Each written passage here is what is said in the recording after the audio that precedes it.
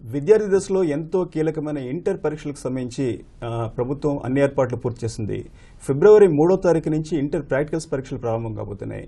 మార్చి 1 నుంచి థియరీ పరీక్షలు ప్రారంభం కాబోతున్నాయి. అయితే ఈ సంవత్సరం నుంచి కొత్తగా ఇంటర్ ప్రాక్టికల్స్లో జంబ్లింగ్ విధానాన్ని ప్రభుత్వం అమలు చేయాలని పరిశీలిస్తుంది. దీనికి సంబంధించిన ఏర్పాటు కూడా పూర్తి చేస్తారు. అయితే జంబ్లింగ్ విధానం ఏ విధంగా ఉండబోతుంది, అసలు జంబ్లింగ్ నిర్వహణ ఉద్దేశం ఏంటి, థియరీ పరీక్షలకు సంబంధించి ఏర్పాట్లు ఏ విధంగా ఉన్నాయని చెప్పడానికి సీనియర్ ఐఏఎస్ అధికారిని బి ఉదయలక్ష్మి మనతో పాటు ఉన్నారు. మరిన్ని విషయాలు తెలుసుకుందాం. నమస్తే మేడం. నమస్తే అండి. మేడం, ఇంటర్ ప్రాక్టికల్స్ ఫిబ్రవరి 3వ తారీఖున ప్రారంభం కాబోతున్నాయి. దీనికి సంబంధించి ఏర్పాట్లు ఏ విధంగా చేస్తున్నారు? ఇప్పుడు ఇంటర్మీడియట్ ప్రాక్టికల్ ఎగ్జామ్స్ ఫిబ్రవరి 3వ తారీఖు నుంచి జరుపుతున్నాము. దీన్ని 977 సెంటర్స్లో మేము ఈ ప్రాక్టికల్ ఎగ్జామ్స్ జరపడానికి ఏర్పాట్లు చేస్తాము. తర్వాత 3.2 lakhs స్టూడెంట్స్ ఈ ఎగ్జామ్స్ రాస్తూ ఉన్నారు. అయితే ఈసారి ఈ ప్రాక్టికల్స్ని జంబ్లింగ్ విధానంలో చేస్తున్నాము. ఆ జంబ్లింగ్ విధానం అంటే కొంతమంది అది ఏంటో అనుకుంటున్నారు. ఇంతకుముందు ఎవరి కాలేజీలో వాళ్లే ప్రాక్టికల్ ఎగ్జామ్స్ రాసేవాళ్ళు. ఇప్పుడు ఏం చేస్తున్నారంటే, మీది కాలేజీ అనుకోండి, మీ కాలేజీ పిల్లలు వేరే కాలేజీకి వెళ్ళి రాస్తారు, మీ కాలేజీకి 2-3 అదర్ కాలేజెస్ నుంచి స్టూడెంట్స్ వచ్చి అక్కడ రాస్తారు. అట్లా రాయడం వల్ల ఏంటంటే ట్రాన్స్పరెన్సీ ఉంటుంది. ఎగ్జామినర్ కూడా ఈ కాలేజీకి సంబంధించినటువంటి వ్యక్తి కాకుండా మరొక కాలేజీ నుంచి ఎక్స్టర్నల్ ఎగ్జామినర్గా వస్తారు. నిజంగా కష్టపడి చదువుకొని మంచి నాలెడ్జబుల్గా పర్ఫామ్ చేసినటువంటి విద్యార్థులకి మంచిగా మార్క్స్ రావడానికి కూడా అవకాశం ఉంది. కాబట్టి ఇది చాలా ట్రాన్స్పరెంట్ వేలో చేస్తే బాగుంటుంది అనే దృష్టిలో రాష్ట్ర ప్రభుత్వము వే బ్యాక్ ఇన్ జూన్లోనే నిర్ణయం తీసుకుంది. పాలసీ నిర్ణయం ఇది, జంబ్లింగ్లో ఈ ప్రాక్టికల్ ఎగ్జామ్స్ మనం పెట్టాలి అని. సో అందుకని జంబ్లింగ్లో నిర్వహించడానికి ఏర్పాట్లన్నీ చేసాము. హాల్ టికెట్స్ అని పిల్లలకు పంపించాము, ఎగ్జామినర్స్ని అపాయింట్ చేసాము, చీఫ్ సూపరింటెండెంట్స్ని అపాయింట్ చేసాము. ఆ పేపర్స్ కూడా అన్ని సెంటర్స్కి పంపించడం జరిగింది. సో దిస్ టైం ఇది ఫస్ట్ టైం అండి జంబ్లింగ్లో చేయటం. దీని మీద ఎలాంటి అపోహలు అక్కర్లేదు ఎవరికీను. పిల్లలందరికీ 10th క్లాస్ నుంచే వాళ్ళ కాలేజీ కాకుండా బయట స్కూల్కి బయట కాలేజీకి వెళ్ళి ఎగ్జామ్స్ రాయటం అలవాటైపోయింది. సో ప్రాక్టికల్స్ కూడా వాళ్ళ కాలేజీలో కాకుండా వేరే కాలేజీకి వెళ్ళి రాస్తారు. అంటే ఏర్పాట్లకు సంబంధించి అంటే కొన్ని కళాశాలల్లో అంటే ఈ ప్రయోగశాలకు సంబంధించి ఏర్పాట్లు అంటే పూర్తి స్థాయిలో లేవు, అందువల్ల ఈ సంవత్సరానికి వాయిదా అని చెప్పి చాలా కాలంగా అటు ప్రైవేట్ కాలేజీలో కొంతమంది అధ్యాపకులు కూడా చెప్తున్నారు. అయితే దీనికి సంబంధించి వాళ్ళలో మీరు ఎటువంటి భరోసా కల్పిస్తారు? అంటే ప్రాక్టికల్ నిర్వహణకు సంబంధించి ఇబ్బందులు ఏం లేవని చెప్పి మీరు ఎలా చెప్తారు? ప్రాక్టికల్ నిర్వహణ చేయడం కోసం ఇది యాక్చువల్గా లాస్ట్ ఇయరే జంబ్లింగ్ ప్రవేశపెట్టాలనుకున్నారు. లాస్ట్ ఇయర్ మాకు ముందు ఇంటిమేషన్ లేదు, సడన్గా చెప్పినారు అని కొంతమంది రిప్రజెంట్ చేయడం వల్ల లాస్ట్ ఇయర్ విత్డ్రా చేశారు. అయితే ఈ ఇయర్ జూన్ నుంచి చెప్పడం వల్ల ప్రతి కళాశాల ఎక్కడెక్కడైతే ల్యాబ్ ఫెసిలిటీస్ బాగున్నాయో అవన్నీ ముందే ఇన్స్పెక్ట్ చేసి government colleges, aided colleges, even unaided colleges lab facilities అన్నీ చూసి ఆ ఉన్న వాటినే మా రీజనల్ ఇన్స్పెక్షన్ ఆఫీసర్స్, ఆర్జేడీస్ అందరూ కూడాను పర్సనల్ విజిట్ తర్వాత మాకు ఇచ్చిన రిపోర్ట్ చేసిన తర్వాత దాని ప్రకారం దాన్ని మేము సెంటర్గా పెట్టాము. కాబట్టి అక్కడ ఏర్పాట్లు అన్నీ కూడా బాగున్నాయి. బాగున్న సెంటర్స్కి పిల్లలు వెళ్ళి రాస్తున్నారు. అంటే ఎంసెట్లో కానీ ఇతర ఎగ్జామ్స్లో కానీ ఇంటర్ మార్కులకు వెయిటేజ్ ఎక్కువ ఉండటం వల్ల ప్రాక్టికల్స్ మీద ఎక్కువ వచ్చే మార్కుల వల్ల దాంట్లో ప్రభావం ఎక్కువ కనిపిస్తుంది. అయితే ప్రాక్టికల్స్లో అందువల్ల ఎక్కువగా మార్కులు తెచ్చుకుంటే మనకి ఆ పర్సంటేజ్లో బాగా ఉపయోగపడుతుందని చెప్పి విద్యార్థుల్లో కొంత కార్పొరేట్ కళాశాలలు కానీ ప్రైవేట్ కళాశాలలు కానీ కొంచెం వాడిని ఇలా చేస్తున్నారు. అయితే ఈ ప్రాక్టికల్స్ నిర్వహణకు సంబంధించి జంబ్లింగ్ వల్ల వాళ్ళు అంటే మీరు మ్యాక్సిమం మార్క్స్ తెచ్చుకోవడానికి ప్రైవేట్ కాలేజ్ చేసే ప్రచారాన్ని కరెక్ట్ కాదు, మీరు ఓన్గానే మీ మీద మీరు ఆధారపడితే మార్కులు తెచ్చుకోవచ్చు అనే విషయంలో మీరు విద్యార్థులను ఎడ్యుకేట్ చేస్తారు. విద్యార్థులు ముఖ్యంగా ఏంటంటే ఈ ప్రాక్టికల్స్ అనేవి సైన్స్ స్టూడెంట్స్కి ఉంటాయి. బయాలజీ వాళ్ళకి కానీ, ఫిజిక్స్ అండ్ కెమిస్ట్రీ ఎంపీసీ వాళ్ళకి కానీ. జనరల్గా వీళ్ళు ల్యాబ్స్కి మొదటి నుంచి కూడా అటెండ్ అవ్వటం, వీళ్ళు కొంచెం కీన్ టైప్ ప్రొఫెషనల్స్గానే మొదటి నుంచి బాగా చదువుకుంటూ ఉంటారంటే మిగిలిన వాళ్ళు చదవరని కాదు, కానీ కొంచెం సీరియస్నెస్ ఉంటుంది వీళ్ళకి. వెళుతూ ఉంటారు, ప్రాక్టికల్ ఎక్స్పోజరు అవన్నీ ఉంటుంది. కాబట్టి వీళ్ళు ఏ కళాశాలలో అయినా ఎగ్జామ్ రాయగలరు, అందులో ఇది లేదు. అయితే కొంతమంది మేనేజ్మెంట్స్ ఏంటంటే మా పిల్లలు కొత్త కాలేజీకి వెళితే కొత్త వాతావరణంలో చేయగలరో లేదో అని కొంతమంది డౌట్ ఎక్స్ప్రెస్ చేస్తున్నారు. తర్వాత వాళ్ళు ఏమంటున్నారంటే ఇది ఎక్కడా లేనిది మన స్టేట్లోనే ఎందుకు పెట్టినారు అనే డౌట్. ఎక్కడా లేకపోయినా మన స్టేట్ చాలా ప్రోగ్రెస్ అవుతుంది, క్వాలిటీ ఎడ్యుకేషన్ ఇవ్వాలి అని రిపీటెడ్గా మన ఆనరబుల్ సీఎం గారు చెప్తూ ఉన్నారు. క్వాలిటీ ఎడ్యుకేషన్ అనేది ఎలా వస్తుంది, మనం ట్రాన్స్పరెంట్గా ఎగ్జామ్స్ కండక్ట్ చేసి పిల్లల్లో ఉన్న మెరిట్ని మనం గుర్తించినప్పుడు క్వాలిటీ అవుట్పుట్ అనేది బయటకు వస్తుంది. ఆ క్వాలిటీ అవుట్పుట్ రావాలి అని అంటే ఎలాంటి అపోహలకి అవకతవకలకి తావు లేకుండా ఎగ్జామ్స్ కండక్ట్ చేయడమే మా ధ్యేయంగా భావించి ఈసారి రాష్ట్ర ప్రభుత్వ నిర్ణయ ప్రకారం జంబ్లింగ్ విధానంలో ప్రాక్టికల్ ఎగ్జామ్స్ చేపడుతున్నాం. అంటే ప్రాక్టికల్ సంబంధించి ఇంకా మధ్యలో ఇంకా 2 రోజులు మాత్రమే సమయం ఉంది. అయితే ఈ గడువులోనే 2 రోజుల్లో కూడా ఏదైనా నేను రావచ్చు, ప్రభుత్వం నుంచి జంబ్లింగ్ ఉండకపోవచ్చు అని చెప్పి ఒక ప్రచారం కూడా కార్పొరేట్స్లో కానీ ప్రైవేట్లో కానీ జరుగుతుంది. మీరు అంటే దీని మీద ఇంకా రెండో ఆలోచన ఏమైనా ఉందంటారా? ఏ ఆలోచన లేదండి. నిన్న మా ఆనరబుల్ మినిస్టర్ గారు గంటా శ్రీనివాసరావు గారు కూడా వారు అనౌన్స్మెంట్ ఇచ్చినారు. జంబ్లింగ్ విధానంలోనే మేము ప్రాక్టికల్ ఎగ్జామ్స్ జరుపుతున్నాము. దయచేసి ఎవరు కూడా పిల్లల్ని కానీ తల్లిదండ్రులు కానీ కన్ఫ్యూజ్ చేయకోకుండా పిల్లల్ని కూడా జంబ్లింగ్ పద్ధతిలో వాళ్ళకి అలాట్ చేసినటువంటి కాలేజీకి ఏ కాలేజీలో రిపోర్ట్ చేయమని హాల్ టికెట్ వచ్చిందో ఆ ప్రకారం వెళ్ళి పిల్లలు అక్కడ ప్రాక్టికల్ ఎగ్జామ్స్ కండక్ట్ చేసి అటెండ్ అయితే బాగుంటుంది. ఎందుకంటే అది జంబ్లింగ్ విధానంలోనే నడుస్తుంది, కన్ఫ్యూజన్ లేదు. అంటే ప్రాక్టికల్ నిర్వహణకు సంబంధించి ప్రభుత్వ కళాశాలల్లో అంటే ఏర్పాట్లు ఏ విధంగా ఉన్నాయి, మీరు మీ అబ్జర్వేషన్ పడుకుంది, అధికారులకు ఏ విధంగా ఇన్స్ట్రక్షన్స్ ఇచ్చారు మేడం? ప్రాక్టికల్ ఎగ్జామ్స్ గురించి అధికారులందరికీ మేము ఒక వీడియో కాన్ఫరెన్స్ పెట్టాము. తర్వాత వాళ్ళతో కంటిన్యూస్గా టెలిఫోన్స్లోనూ మాట్లాడుతూ ఉన్నాము. ఏంటంటే వీడియో కాన్ఫరెన్స్లో కూడా చెప్పాము, ఫస్ట్ ఏ ఎగ్జామ్ అయినా whether it is practical are theory మాకు జిల్లాలో ఒక హై పవర్ కమిటీ అనేది ఒకటి కాన్స్టిట్యూట్ చేస్తాం. High power committee collector chairman గాను, దాంట్లో ఎస్పీ మెంబర్ గాను, తర్వాత ఆర్జేడీ ఆర్ఐఓ వీళ్ళంతా మెంబర్స్గా ప్లస్ సీనియర్ ప్రిన్సిపల్స్ ఉంటారు. వీళ్ళేంటంటే ఈ హై పవర్ కమిటీ ఎక్కడ ఎగ్జామ్ ఎలా నడుస్తుంది ఏంటి, లేకపోతే ఎక్కడైనా ఎగ్జామ్కి కావాల్సినటువంటి అడిక్వేట్ మెటీరియల్ లేదా ఇవన్నీ ముందలే చూస్తారు కోఆర్డినేషన్ కమిటీ మీటింగ్స్ పెట్టి. తర్వాత డిస్ట్రిక్ట్ ఎగ్జామినేషన్ కమిటీ అని ఇంకొకటి ఉంది.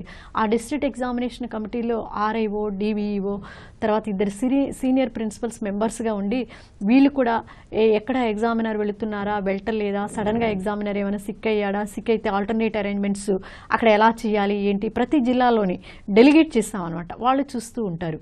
కాబట్టి ఈ అరేంజ్మెంట్స్ తర్వాత వీళ్ళు తీసుకోవాల్సినటువంటి ప్రికాషన్స్, డ్యూరింగ్ ద ఎగ్జామ్ ఏం తీసుకోవాలి, బిఫోర్ ద ఎగ్జామ్ ఏం తీసుకోవాలి, ఆఫ్టర్ ద ఎగ్జామ్ ఏం ప్రికాషన్స్ తీసుకోవాలి ప్రాక్టికల్ ఎగ్జామ్స్కి అన్నీ కూడా మేము వీడియో కాన్ఫరెన్స్ ద్వారా తెలియజేస్తాము. ఎందుకంటే ఎగ్జామినర్స్ అందరినీ కూడా మేము 1 day before 3rd practical exam అంటే 2nd వీళ్ళని అక్కడ రిపోర్ట్ చేయమన్నాం. రిపోర్ట్ చేస్తే వాళ్ళు ల్యాబ్ చూసుకుంటారు, అన్నీ చూసుకుంటారు. ఏమన్నా డెఫిషియన్సీస్ ఉంటే అక్కడ ఉన్నటువంటి చీఫ్ సూపరింటెండెంట్ వాళ్ళు వెంటనే కూడా ఏర్పాటు చేయడానికి అవకాశం ఉంటుంది. అసలు అట్లాంటివి లేకుండానే అన్నీ ఇన్స్పెక్ట్ చేసి ఏర్పాటు చేయడం జరిగింది. స్టిల్ ఎక్కడైనా ఏదైనా ఉంది అంటే ఆ ఎగ్జామినర్ ముందు చూసుకుంటాడు కాబట్టి ఆ ప్రాబ్లం కూడా ఉండదు. తర్వాత ఈ district examination committee, high power committee వీళ్ళు ఇచ్చినటువంటి సలహాలు సూచనలు కూడా తీసుకుంటాం. ఎప్పుడూను మాకు బోర్డుకి ఇన్ఫామ్ చేస్తూ ఉంటారు. అట్లాగే ప్రాక్టికల్స్కి వెళ్ళేటువంటి పిల్లలకి డ్రింకింగ్ వాటర్ ఫెసిలిటీ కానీ, తర్వాత ఎగ్జామినేషన్స్ కావాల్సినటువంటి కెమికల్స్ కానీ, స్పెసిమన్స్ కానీ, అప్పుడు బయాలజీ వాళ్ళు డిసెక్ట్ చేయడానికి ట్రేస్ కానీ ఇవన్నీ కూడాను ముందుగానే సమకూర్చి అన్నిటినీ జాగ్రత్తగా పెట్టమని ప్రతి కళాశాలకి ఆదేశాలు ఇవ్వడం జరిగింది. ఒకవేళ ఆ కళాశాలలో లేకపోతే అక్కడికి వచ్చేటువంటి 3-4 కాలేజీల సెంటర్లు ఏమున్నాయో ఆ కాలేజీ నుంచి అయినా తెచ్చి అక్కడ ముందే ఏర్పాటు చేసుకుని వాళ్ళు రెడీగా ఉన్నారు. కాబట్టి ఎలాంటి ఇబ్బందులు లేకుండా ప్రాక్టికల్ ఎగ్జామ్స్ జరుగుతాయి. అంటే ప్రాక్టికల్ మార్కులకు సంబంధించి చాలా కీలకమైన విషయం ఉపాధ్యాయులండి. ఉపాధ్యాయులు అంటే ఉద్దేశపూర్వకంగా కొంతమందికి స్టూడెంట్స్కి ఎక్కువ మార్కులు వేయటం, లేకపోతే వాళ్ళని ప్రోత్సహించడం, ప్రాక్టికల్స్ విషయంలో వాళ్ళని ఉద్దేశపూర్వకంగా ప్రోత్సహించడం లాంటివి చేస్తే వాళ్ళపైన ఎటువంటి చర్యలు ఉంటాయి? అంటే ఇప్పుడు ప్రాక్టికల్ ఎగ్జామ్స్కి మనం అక్కడ తెలియనటువంటి వ్యక్తుల్ని ఎగ్జామినర్గా వేస్తున్నామండి. ఆ కాలేజీలో పనిచేసిన వ్యక్తి కాదు, ఆ చుట్టుపక్కల కాలేజెస్కి సంబంధించినటువంటి వ్యక్తి కూడా కాదు. వాళ్ళు ఫేవరిటిజం చేయడానికి స్కోప్ ఉండదు. ఇలాంటి నిందలు లేకుండా ఉండడం కోసమే ఈ జంబ్లింగ్ పద్ధతిని మేము ప్రవేశపెట్టాము. ఎందుకంటే ఇంతకుముందు ఏదైనా ఎవరి కాలేజీకి వాళ్ళ కాలేజీ ఎవరు వస్తున్నారో ముందే తెలిసి అది చేశారు ఇది చేశారు అని కొన్ని ఎలిగేషన్స్ పెట్టి చాలా ఇదివరకు రోజుల్లో కొన్ని అక్కడక్కడ చిన్న ఇన్సిడెంట్ జరిగితే అదే దాన్ని హైలైట్ చేయటం ఇట్లా జరుగుతుంది. అవన్నీ లేకుండా పకడ్బందీగా ఈ ఎగ్జామినేషన్ సిస్టమ్ జరగాలి అనేటువంటి దృక్పథంతో మేము ఈ కార్యక్రమాలు చేసి జంబ్లింగ్ విధానం ప్రవేశపెట్టడం జరిగింది. ఇకపోతే థియరీ ఎగ్జామ్స్కి వద్దాం మేడం. థియరీ ఎగ్జామ్స్ సంబంధించి ప్రస్తుతం ఎంతమంది ఈ సంవత్సరం పరీక్షలు అంటే మొదటి సంవత్సరం కానీ ద్వితీయ సంవత్సరం కానీ ఎంతమంది రాయబోతున్నారు, దీనికి సంబంధించిన ఏర్పాట్లు ఏ విధంగా చేస్తున్నారు? థియరీ ఎగ్జామ్స్కి సంబంధించి 10.32 lakhs స్టూడెంట్స్ రాస్తున్నారండి exams, both first year and second year intermediate వాళ్ళిద్దరూ కలిసి. దీనికి మేము 1455 సెంటర్స్ ఐడెంటిఫై చేసాము. ఆ ఐడెంటిఫైడ్ సెంటర్స్ ఏంటి అనింది సెంటర్ వైజు హాల్ టికెట్స్ కూడా జనరేట్ చేయడం జరిగింది. పిల్లలు ఎవరెవరు వెళ్తారు, అక్కడ కూడా ఏ ఏ కాలేజెస్ని మనం అటాచ్ చేస్తాము, ఇక్కడ వేయాల్సినటువంటి చీఫ్ సూపరింటెండెంట్స్ ఎవరు, డిపార్ట్మెంటల్ ఆఫీసర్స్ ఎవరు, ఇదంతా కూడా మొత్తం స్పేడ్ వర్క్ చేసుకున్నామండి. కొంత కాన్ఫిడెన్షియల్గా ముందు రిలీజ్ చేయాల్సి ఉంటుంది. ముందే మీరు ఫలానా సెంటర్కి వెళ్తారు అని చెప్పదు కాబట్టి మా దగ్గర అయితే మేము రెడీ చేసి పెట్టుకున్నాము. జస్ట్ 1 వీక్ ముందులా మీరు ఈ సెంటర్కి వెళ్తారు, మీరు ఈ సెంటర్కి వెళ్తారు అని మేము రిలీజ్ చేస్తూ ఉంటామండి. సో ఆ కాన్ఫిడెన్షియాలిటీ మెయింటైన్ చేయడం వల్ల అక్కడ కూడా ఎలాంటి అవకతవకలకి స్కోప్ లేకుండా ఎగ్జామ్ జరుగుతుంది అనే దృక్పథంతో మేము చేస్తున్నాము. అట్లాగే పిల్లలందరికీ కూడా మేము చెప్పేది ఏంటంటే 9 o'clockకి ఉదయం ఎగ్జామ్ అయితే 8:30 కల్లా పిల్లల్ని ఆ సెంటర్లో ఉండమని చెప్తున్నాము. 8:30 కాకుండా 1 నిమిషం లేట్ అయింది, 2 నిమిషాలు లేట్ అయింది అని అనకుండా అసలు మీ మనసుల్లో మేము 8:30కి ఉండమంటున్నాం, మీరు 8కే ఉండాలని భావించుకొని ముందే పిల్లలు అక్కడ చేరితే బాగుంటుంది. దీనికి సంబంధించి మేము ఏపీఎస్ఆర్టీసీ కూడా ఎండి గారికి లెటర్స్ రాసాము. ఎందుకనంటే రూరల్ ఏరియా నుంచి ఆ సెంటర్స్కి వచ్చేటువంటి బస్సెస్ టైమింగ్స్ని రీషెడ్యూల్ చేయండి ఎగ్జామ్స్ టైంలోను అని చెప్పేసి మళ్ళీ త్వరలో కూడా మేము వారితో ఒక మీటింగ్ పెట్టుకొని ఎక్కడెక్కడ ఏ ఏరియాస్లో urban to rural, rural to urban, లేకపోతే ఏ కాలేజ్కి ఎట్లా వెళ్ళాలి, ఈ రీషెడ్యూలింగ్ అరేంజ్మెంట్స్ కూడా ఒకసారి మేము మళ్ళీ పర్సనల్గా ఫిబ్రవరి మంత్లో, ఎందుకంటే మార్చి 1 నుంచి ఎగ్జామ్స్ కాబట్టి ఫిబ్రవరిలో మళ్ళీ పెట్టుకొని ఒకసారి చేద్దాం అనుకుంటున్నాము. అట్లాగే ఈ పవర్ కట్స్ అవి లేకుండా, ఎలక్ట్రిసిటీ పోకుండా ఎలక్ట్రిసిటీ అధికారులకి వారికి కూడా లెటర్ రాసాము. మార్చి 1 నుంచి ఇట్లా మాకు ఎగ్జామ్స్ ఉన్నాయి, ఎక్కడ పవర్ కట్స్ లేకుండా చూడాలి అని చెప్పేసి. తర్వాత పోలీస్ వారికి రాయటం జరిగింది, ఆల్ డిస్ట్రిక్ట్ ఎస్పీస్కి, తర్వాత డీజీపీ గారికి అందరికీ కూడా రాసాము. ఎందుకంటే ముందు మాకు పేపర్ వస్తుంది, వచ్చిన తర్వాత వాటిని పోలీస్ స్టేషన్స్లో పెడతాము. తర్వాత కొన్ని సెంటర్స్లో పేపర్ పెట్టిన దగ్గర అడిక్వేట్ సెక్యూరిటీ తోటి మేము అన్ని మెజర్స్ తీసుకోవాలి కాబట్టి ప్రతి ఒక్కరికి కూడా అన్నీ తెలియచేస్తాము. We're in continuous touch with all the officers. ఆ ఆఫీసర్స్తో టచ్లో ఉండి పగడ్బందీగా నిర్వహించడానికి అన్ని ఏర్పాట్లు మేము చేయడం జరిగిందండి. మాస్ కాపింగ్ ద్వారా విద్యార్థుల జాతకాలే మారిపోయే అవకాశం ఉంది. అసలు మాస్ కాపింగ్ సంబంధించి, మాస్ కాపింగ్ నిరోధానికి సంబంధించి అంటే ఎటువంటి జాగ్రత్తలు తీసుకున్నారు? కొన్ని హైపర్ సెన్సిటివ్ సెంటర్స్ కొన్ని రాష్ట్రంలో ఇప్పటికీ ఐడెంటిఫై చేస్తుంటారు. దీనికి సంబంధించి ఎటువంటి జాగ్రత్తలు తీసుకున్నారు? అధికారులకు ఎటువంటి సూచనలు ఇచ్చారు మేడం మీరు? ఇప్పుడు గత 10 ఏళ్ల నుంచి ఎక్కడెక్కడ మనకి ఇలాంటి సమస్యలు, కాపీయింగ్ సమస్యలు కానీ లేకపోతే ఏమన్నా లీకేజ్ సమస్యలు కానీ ఇలాంటివి వచ్చినటువంటి సెంటర్స్ అన్నీ కూడా మేము గుర్తించామండి. ఆ సెంటర్సే కాకుండా అంటే అవి ఇప్పుడు మంచివి అవ్వచ్చు, కొన్ని మళ్ళీ మారవచ్చు. So we are keeping continuous vigilance on these centres అండి. ఏ ఏరియాలో ఎక్కడ ఎలాంటి ప్రాబ్లమ్స్ వస్తాయి అని. అట్లాగే ట్రైబల్ ఏరియాలో, ఇంటీరియర్ ఏరియాస్లో కూడాను ఈ కాపీయింగ్ అనేది జరగకోకుండా ఆ సెంటర్స్లో కూడాను పగడ్బందీగా పోలీసుల్ని అలర్ట్ చేయటము. అట్లాగే ట్రైబల్ ఏరియాస్లో ముఖ్యంగా ఆల్ పీఓస్ ఆఫ్ ఐటీడీఎస్ అందరికీ కూడాను నేను డివో లెటర్స్ రాశాను, వాళ్ళతో మాట్లాడాను. వాళ్ళని కూడాను పగడ్బందీ చర్యలు తీసుకోవాలి, ఈ సెంటర్లో ఎగ్జామ్ మనకి ఇప్పటి నుంచి జరుగుతుంది అని ఇప్పటి నుంచే 1 month అడ్వాన్స్ నుంచే మేము అలర్ట్ చేస్తూ ఉన్నామండి కంటిన్యూస్గాను. ఇప్పటికీ ఒక 35 సెంటర్స్ని మేము సెన్సిటివ్, హైపర్ సెన్సిటివ్ సెంటర్స్గా ఐడెంటిఫై చేస్తాము. అక్కడ సీసీ కెమెరాస్ కూడా పెడతామండి. సీసీ కెమెరాస్ పెట్టి ఎగ్జామినేషన్స్ ఎట్లా జరుగుతున్నాయి ఏంటి చూద్దాం అనుకుంటున్నాము. అట్లాగే సిట్టింగ్ స్క్వాడ్స్ ఈ సెన్సిటివ్, హైపర్ సెన్సిటివ్ సెంటర్స్లో ఒక స్క్వాడ్ కంటిన్యూస్గా సెంటర్లోనే కూర్చొని ఉంటుంది. తర్వాత ఫ్లయింగ్ స్క్వాడ్స్ని కూడా వేస్తున్నామండి. పోలీస్ వారు, మా ఎడ్యుకేషన్ డిపార్ట్మెంట్ వాళ్ళు ప్లస్ రెవెన్యూ వాళ్ళు ముగ్గురు కలిసి ఫ్లయింగ్ స్క్వాడ్స్లో కూడా ఈ ట్రబుల్స్ తర్వాత కాపీయింగ్ అని మేము ఎక్కడైతే భావిస్తున్నామో జరగొచ్చని అలాంటి సెంటర్స్ని ఎక్కువగా విజిట్ చేసి కంటిన్యూస్గా అలర్ట్ చేయడానికి, ఇలాంటి కాపీయింగ్ జరగకోకుండా నిరోధించడానికి అన్ని చర్యలు మేము తీసుకున్నామండి. అంటే ఈ సంవత్సరం థియరీ ఎగ్జామ్స్ సంబంధించి మీరు పరీక్ష ప్రారంభమైన తర్వాత విద్యార్థుల లోపలికి అనుమతించు అని చెప్పారంటే ఒక రకంగా చెప్పాలంటే ఇది అంటే 1 నిమిషం ఆలస్యమైన లోపలికి అనుమతించు అని అనుకోవచ్చు. అయితే దీన్ని ఈ విధానాన్ని మీరు ఇంటర్ పరీక్షలు కూడా తీసుకురావడానికి అసలు కారణం ఏంటంటారు? అంటే అండి యాక్చువల్గా ఎగ్జామినేషన్ ఉదయం 9 గంటల నుంచి నడుస్తుందండి. థియరీ ఎగ్జామ్స్కి ½ an hour ముందుకు ఎందుకు రమ్మంటున్నామంటే క్వశ్చన్ పేపరు ½ an hour ముందే చీఫ్ సూపరింటెండెంట్స్ దగ్గర వాళ్ళు ఓపెన్ చేసుకొని ఏ రూమ్కి ఎంత ఇవ్వాలి ఏంటి చేస్తూ ఉంటారు. ఇలాంటి చేసేటప్పుడు ఎలాంటి అవకతవకలకి స్కోప్ ఉండకూడదు.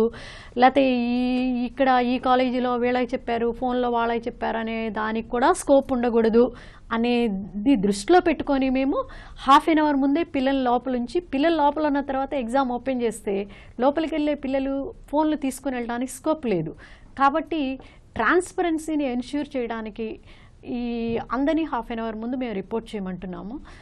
హాఫ్ అన్ అవర్ తర్వాత కూడా రావచ్చు కదా 5 నిమిషాలు అని అంటున్నారు. అందుకే నేను పిల్లల్ని తల్లిదండ్రులకి చెప్పేది ఏంటంటే, మేము 8:30 అంటే మీరు అసలు 8కే ఉండాలనుకుని భావించుకొని సెంటర్ దగ్గరలో ఉంటే టక్కని హాఫ్ అన్ అవర్లో 8:30 కల్లా ఉండటానికి అవుతుంది. కాబట్టి అందరూ కూడా ఒక ప్రభుత్వము ఒక పాలసీ నిర్ణయించుకుంది, ఒక రూల్ పెట్టుకుంది, దాన్ని పాటిస్తే పిల్లలకి టెన్షన్ ఉండదు, తల్లిదండ్రులకి టెన్షన్ ఉండదు, ఎగ్జామ్స్ పీస్ఫుల్గా ప్రశాంతంగా మంచి వాతావరణంలో జరగడానికి అవకాశం ఉంటుంది. అంటే ఏదైనా పరిస్థితుల్లో, అనివార్య పరిస్థితుల్లో ఎగ్జామినేషన్ సెంటర్కి చేరుకోలేకపోతే వాళ్ళ మీద కొంత ఒత్తిడి ఉంటుంది. దీనివల్ల వాళ్ళకి ఒక పరీక్ష రాసే అవకాశాన్ని కూడా కోల్పోయే అవకాశం ఉంటుంది. దీన్ని విద్యార్థుల మీద కొంత ఒత్తిడి పెంచే అవకాశం, అంటే నిమిషం లేకపోతే పరీక్ష ప్రారంభమయ్యే లోపే మీరు రావాలని చెప్పడం ఒక నిబంధన, ఒక రకంగా వాళ్ళ మీద ఒత్తిడి పెంచే అవకాశం లేదంటారా? చూడండి, ఒత్తిడి అని అంటే ముందు నుంచి మేము పబ్లిసిటీ ఇస్తున్నాం 8:30 కల్లా మీరు ఉండండి అని. మరి దాన్ని దృష్టిలో పెట్టుకుని వాళ్ళు ప్లాన్ చేసుకోవాలి. ఎందుకనంటే ఇప్పుడు 5 నిమిషాలు ఏంటి, అరగంట ఆలస్యం, గంట ఆలస్యం వచ్చినా కూడా నేను రాస్తాను అని అంటే ఎలా చేస్తాము? అది కుదరదు. కాబట్టి ఒక రూల్, ఒక నిబద్ధత అని మనం పెట్టుకున్నప్పుడు దూరం నుంచి రాలేకపోతే ముందు రోజే అక్కడ ఏర్పాట్లు చేసుకొని ఎట్లన్నా చేసుకొని వాళ్ళు టైం అనేది పాటిస్తే అటు తల్లిదండ్రులకి, విద్యార్థులకి, అధికారులకి అందరికీ కూడా బాగుంటుంది. ట్రాన్స్పరెన్సీ ఎన్ష్యూర్ చేసిన వాళ్ళం అవుతాం. మేడం, ఒక విద్యార్థి ఒక అరగంట ఆలస్యంగా వచ్చాడు. అయితే అతను విద్యార్థి ఆలస్యంగా రావటం వల్ల అంటే మొత్తం పరీక్ష మీద అతను ప్రభావం చూపించే అవకాశం ఉందా, లేకపోతే అతని మీద ఏమైనా ప్రభావం ఉండే అవకాశం ఉంది? అసలు దీనివల్ల ఎందుకు అసలు దీన్ని ఆలస్య నిబంధన ఇంత ఖచ్చితంగా అమలు చేయడానికి కారణం ఏంటి? ఇప్పుడు వ్యవస్థలో ఏదో ఒకటి ఎక్కడ అవకాశం దొరుకుతుందా, చేద్దామా, ఇదిగో ఇతను ఆలస్యంగా వచ్చాడు, అంతా ప్రిపేర్ అయిపోయి వచ్చి ఉండొచ్చు, ఇతను జెన్యూన్గా ఆలస్యం కాదు, పేపర్ లీక్ అయ్యింది, ఇలాంటివి అంటారు. అసలు ఎలాంటి దానికి మేము స్కోప్ ఇవ్వకుండా ఉండడం కోసమే ఒక 8:30 కల్లా ఉండమని చెప్తున్నాం. వాళ్ళ దృష్టిలో వాళ్ళు 8కే ఉండొచ్చు కాలేజీ ప్రెమిసెస్లో, 8కి ఉండి 8:30కి ఎంటర్ అయిపోతే ఎగ్జామ్ బాగా జరగడానికి ఆస్కారం ఉంటుంది. అంటే ఇప్పుడు థియరీ పరీక్షల నిర్వహణకు సంబంధించి మేడం రాష్ట్ర వ్యాప్తంగా ఏర్పాట్ల గురించి మీరు చెప్పారు. అంటే కొన్ని చోట్ల విద్యుత్ సమస్య కానీ కొంత ట్రాన్స్పోర్టేషన్ ఇబ్బంది కూడా ఉంది. ఇలాంటి సమయంలో అంటే విద్యార్థులకి మీరు ఇచ్చే సూచన ఏంటి? ప్రభుత్వ పరంగా మీరు ఇతర డిపార్ట్మెంట్కి ఎటువంటి సూచనలు చేశారు? ఇతర డిపార్ట్మెంట్లో మేమేంటంటే నాట్ ఓన్లీ ఎలక్ట్రిసిటీ డిపార్ట్మెంట్తో రాయటమే కాకుండా ఆర్టీసీ వాళ్ళకి లెటర్స్ రాసాము. ఇప్పుడు వాళ్ళని కలిసి ఒక మీటింగ్ పెట్టుకొని వాళ్ళతో చర్చించి బస్సెస్ని షెడ్యూల్ చేయటం, కరెంటు పోకుండా చూడటం, అట్లాగే మున్సిపల్ అడ్మినిస్ట్రేషన్ వాళ్ళకి water facility, drinking water facility అది ఏర్పాటు చేయమని ప్రతి ఎగ్జామినేషన్ సెంటర్లోనూ. అట్లాగే ఇప్పుడు హెల్త్ డిపార్ట్మెంట్ ఉంది, హెల్త్ డిపార్ట్మెంట్ వాళ్ళని ఫస్ట్ ఎయిడ్ కిట్స్ పెట్టుకొని వాళ్ళ ఏఎన్ఎంస్నో ఎవరినో ఒకళ్ళు అక్కడ పోస్ట్ చేయమని కూడా అడిగాం. ఎందుకంటే కొంతమంది పిల్లలు దూరం నుంచి వచ్చి ఏదైనా బాగలేదనో లేకపోతే ఏదైనా టెన్షన్ పడి ఇబ్బంది పడ్డారనంటే ఫస్ట్ ఎయిడ్ ఇమ్మీడియట్గా ఇవ్వడానికి దానికి కూడా ఏర్పాట్లు చేయడం జరిగింది. సో ఏంటంటే మనం ప్రతిసారి ఈ ఎగ్జామినేషన్స్ చేస్తూనే ఉంటాం. అయితే పాత రోజుల్లో జరిగినటువంటివి పునరావృతం కాకుండా ఈసారి ఇంకా మరింత పగడ్బందీగా చేయాలి అని ప్లాన్ చేసుకుని మేము కార్యాచరణ ఒకటి రూపొందించుకున్నాం. ఆ కార్యాచరణ ప్రకారం ముందుకు వెళ్తున్నాం. కాబట్టి నా రిక్వెస్ట్ ఏంటంటే తల్లిదండ్రులు, పిల్లలు, ఉపాధ్యాయులు, పబ్లిక్ ప్రతి ఒక్కరూ కూడా ఈ ఎగ్జామినేషన్స్ మంచి వాతావరణంలో పీస్ఫుల్గా చక్కగా జరగాలి అని రీసెంట్గా మన ప్రైమ్ మినిస్టర్ గారు కూడా చెప్పారు. పిల్లలు స్మైల్ మోర్ స్కోర్ మోర్ అని చెప్పేసి చెప్తున్నారు. స్మైల్ మోర్ స్కోర్ మోర్ అని ఎందుకంటున్నారు? మానసిక ఒత్తిడికి గురి కాకుండా ప్రశాంత వాతావరణంలో విషయాలన్నీ ముందే అవగాహన చేసుకొని చక్కగా అటెండ్ అయ్యి ఎగ్జామ్స్ ఫేర్ చేస్తే మంచి మార్క్స్ రావడానికి ఆస్కారం ఉంది. కాబట్టి మేము ఈ ఏర్పాట్లు చేయడం జరిగిందండి. మేడం, ఇప్పుడు నైతిక విలువలకు సంబంధించి అదేవిధంగా పర్యావరణానికి సంబంధించి వాళ్ళు సామాజిక స్పృహ పెంచాలని చెప్పి విద్యార్థులకి ప్రత్యేకంగా కొన్నేళ్లుగా ఈ ఒక పరీక్షలు నిర్వహిస్తున్నారు. అయితే విద్యార్థులు దీని మీద సీరియస్నెస్ లేదు, కేవలం దాన్ని మొక్కుబడిగా రాస్తున్నారు అని ఒక విమర్శ ఉంది. అయితే ఈ పరీక్ష నిర్వహణ ఆల్రెడీ పూర్తి చేశారు. దీనికి సంబంధించి స్పందన విషయంలో మీరు విద్యార్థుల్ని మరింత మీరు ఆ పరీక్ష రాసే విషయంలో ఎటువంటి ప్రోత్సహిస్తారు భవిష్యత్తులో? ఇప్పుడు ఎథిక్స్ అండ్ హ్యూమన్ వాల్యూస్ అని ఒక సబ్జెక్టు, తర్వాత ఎన్విరాన్మెంటల్ ఎడ్యుకేషన్ అని ఒక సబ్జెక్ట్, ఈ 2 సబ్జెక్టుల మీద first year intermediate students exams కంపల్సరీగా రాయాలి అండి. మొన్న 28వ తేదీన ఎథిక్స్ అండ్ హ్యూమన్ వాల్యూస్ జరిగింది. 31నేమో ఈ ఎన్విరాన్మెంటల్ ఎడ్యుకేషన్ మీద ఎగ్జామినేషన్ ఉందండి. అంటే ఇవేంటంటే బేసిక్ క్వాలిఫైయింగ్ సబ్జెక్ట్స్ అనమాట. మినిమం పాస్ మార్క్ వస్తే ఇందులో చాలు.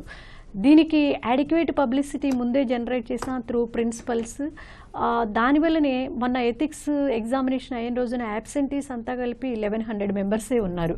3,20,000 మంది రాస్తే 1100 మెంబర్సే యాబ్సెంటీస్. అంటే అవేర్నెస్ ఉంది, వాళ్ళు కూడా తెలుసుకుని ఎగ్జామ్ రాసినట్టే కదా. అది అండి.